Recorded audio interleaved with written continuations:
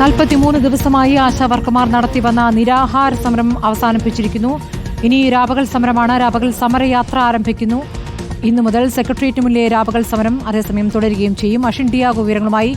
Ashin Diego, ഇതുവരെയുള്ള നിരാഹാര സമരം അവസാനിപ്പിച്ചുകൊണ്ട് സമരം അടുത്ത ഘട്ടത്തിലേക്ക് കടക്കുകയാണല്ലോ. 43-ാം ദിവസമാണ് നിരാഹാര സമരം അവസാനിപ്പിക്കുന്നത്. എന്താണ് ഇപ്പോൾ ആശമാർ പറയുന്നത്?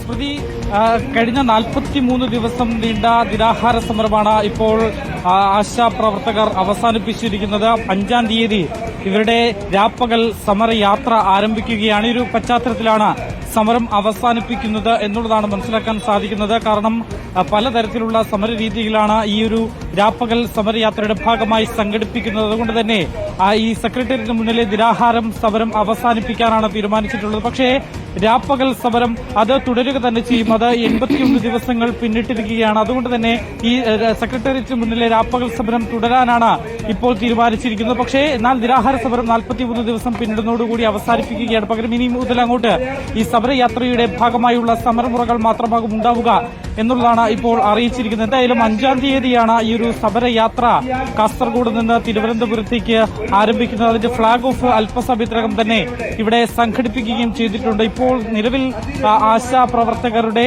മെയ് ദിന റാലി ഇവിടെ സംഘടിപ്പിച്ചിരുന്നതിന് ശേഷമുള്ള സമ്മേളനമാണ് ഇപ്പോൾ സെക്രട്ടേറിയറ്റിന് മുന്നിൽ നടക്കുന്നത്. അല്പസമയത്തിനകം തന്നെ ഈ സമരയാത്രയുടെ ഫ്ളാഗ് ഓഫും ഉണ്ടാകും എന്നുള്ളതാണ് മനസ്സിലാക്കാൻ സാധിക്കുന്നത്. എന്തായാലും നിലവിലിപ്പോൾ ഈ നിരാഹാര സമരം അത് അനിശ്ചിതകാല നിരാഹാര സമരം അവസാനിപ്പിച്ചിരിക്കുന്നു. ഈ അനിശ്ചിതകാല രാപ്പകൽ സമരയാത്രയുടെ ഭാഗമായാണ് ഇപ്പോൾ ഈ ഒരു സമരം അവസാനിപ്പിച്ചിരിക്കുന്നത്. സ്മൃതി. ശരി, അഷിൻ ഡിയാഗോയാണ് വിവരങ്ങൾ നൽകിയത്. ഇപ്പോൾ ആശമാരുടെ നിരാഹാര സമരം അവസാനിക്കുകയാണ്.